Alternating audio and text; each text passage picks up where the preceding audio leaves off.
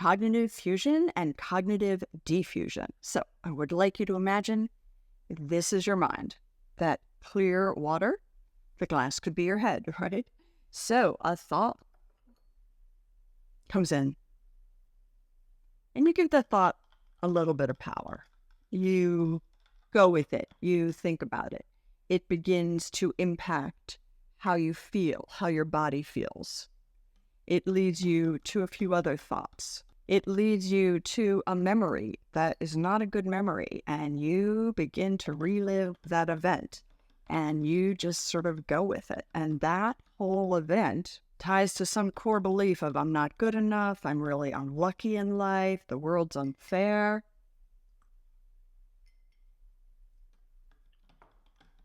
And soon, your mind is the thoughts. You can't tell the difference between what is your mind and what are your thoughts. And it's just swirling around in there, and it gets worse and worse, and it gets muddier and muddier. Oops. And yeah, it's a mess. So cognitive defusion, here's your mind, nice and clear. Some not great thoughts go in, but you decide not to stir. Those are pretty yucky thoughts, but they're not encompassing you. You're not swimming in them. You're able to say, okay, having some yucky thoughts. A bunch of thoughts I don't really like are coming in about how I'm not good enough, how life's unfair, how things don't work out for me. But I'm not fully buying into them. I remain separate from my thoughts. Now, when you first begin working with cognitive diffusion and fusion, it won't be as dramatically different as these two. It will be more like this one. Mixes up, you're giving it some power. It's mixing in, it's impacting how you're feeling. But over time, it settles pretty quickly because you're more used to the concept that you don't have to believe every thought.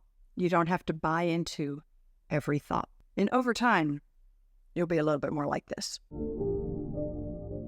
So the term cognitive diffusion was developed by the people who developed acceptance and commitment therapy, and it's a core concept of that therapy. However, the concept really has a very long history. Dr. Aaron Beck, one of the founders of cognitive behavioral therapy, used a concept called cognitive distancing, which is very similar. It's the ability to observe your thoughts without being totally into them. Now, you might hear people say that cognitive fusion is different than cognitive distancing because the term cognition has come to mean thoughts. And I've even said that on my videos. I'll say that, it's a fancy way that therapists will say a thought is to say a cognition. But actually, cognition is broader than that. Cognition means the acquiring of knowledge or the understanding of the world through thought, experience, and sensations. So the term cognitive fusion really focused on bringing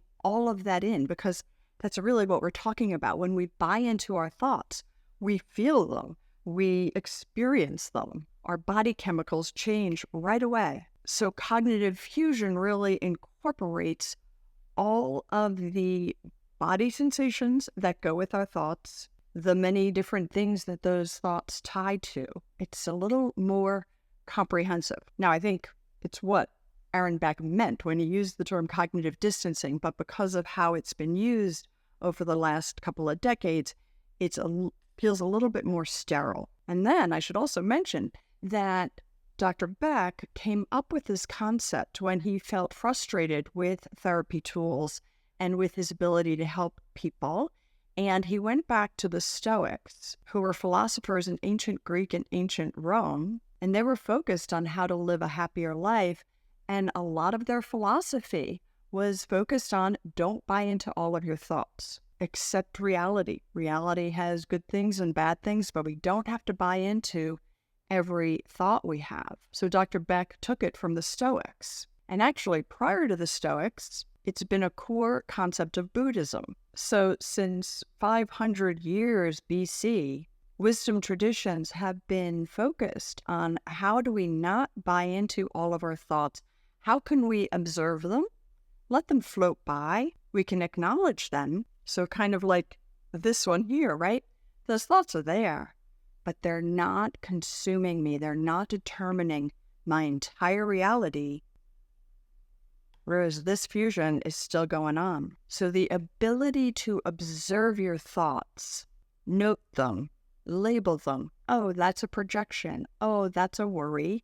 Okay, that's a nice thought. You can label the thoughts, but you don't have to totally be in them. So stay with me, because I'm going to talk about what drives that hand that's stirring these pots, right? What's the core issue that keeps us churning with our thoughts?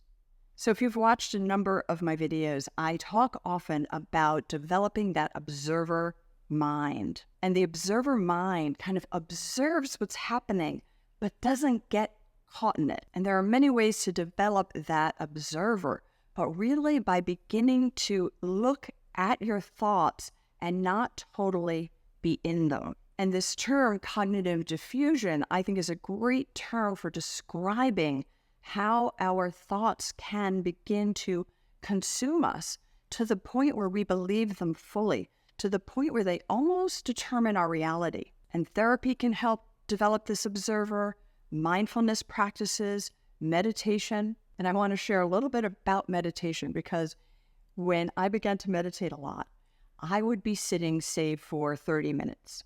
And I might start off very calm, focused on my breath, really being present in the moment. And then some thought might come into my head, and I could feel my entire body reacting. My heart would start racing, my pulse would go up, I might sweat. Sometimes you might cry, but some memory or some flash or something came in, and it changed my entire reality, when in actuality, around me and surrounding me, nothing else had changed. And another experience that really taught me about cognitive fusion is that sometimes sitting for 30 minutes would be really pretty boring, because I'd be sitting there and I'd be sitting there and I'd be focused on my breath.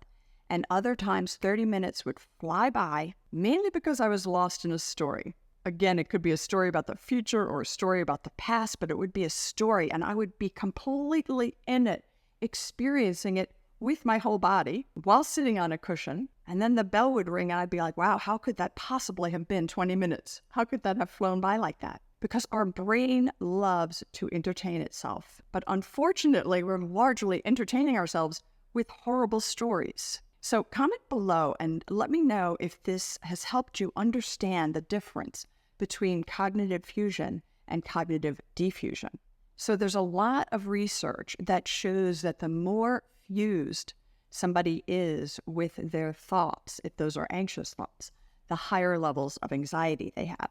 The more fused somebody is with self-criticism and depressive thoughts, the more depression they have. So there is a direct link between how fused we are with our thoughts and our mood, our mental health, and our mental flexibility. So psychologically, being flexible in our thinking is so important. And it's nearly impossible if we're fused. If we're fused, we're swimming in it. We can't see any other options. So even for people who don't have a significant mental health disorder, cognitive diffusion is super helpful, I really think, for everybody. And yet I know many of you are probably thinking, well, it's just not that easy. I've tried to separate from my thoughts, and I can't. And the reason for that, which is really not addressed in a number of therapies, is that the motor that drives this hand that is stirring this glass of stuff, right? The motor is our negative core beliefs. The fuel which keeps these thoughts spinning, no matter what we try, is about those things we learned really young when our brains were just developing about ourselves or the world. And if there were significant negative messages, those can really hold us back, because we'll never stop stirring. We'll never let things settle until we address those negative core beliefs. So I'm actually coming out with the first live program I've done in, I think, 2 years in early November. And I'm going to put a picture of it here on the screen. but it is a 3-session workshop really designed to give you a transformative experience in order to go to the core of these issues and transform the core of those negative core beliefs.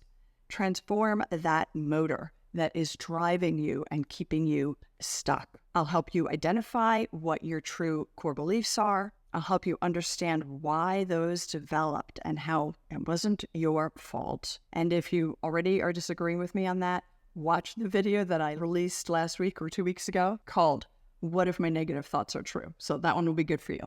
But it really wasn't your fault. And understanding why these core beliefs developed and how they've held you back will really assist as well in developing self-compassion. So there are ways to get at these core beliefs other than my program. Therapy can help. I thought EMDR therapy was very, very effective. Sometimes people can get there on a self-help basis, but I really encourage you to do the work, because that's what's going to help you live a more joyful life. Oh, and I want to show you something else about cognitive diffusion, because maybe we can choose which thoughts we want to fuse with. So I'm going to get all of these out of my way. I'm going to take in a nice clean glass of water and a bit of a hydration and vitamin tablet. I am going to give this as much energy as I can. And this could be, it's a beautiful day today. I'm going to breathe in the sunshine, the smell of the leaves. It's fall here in Connecticut. I'm going to feel gratitude for my feet that have carried me many, many miles in life. I'm going to decide to buy into some positive thoughts. And I know this pink color doesn't look all that healthy, but cheers.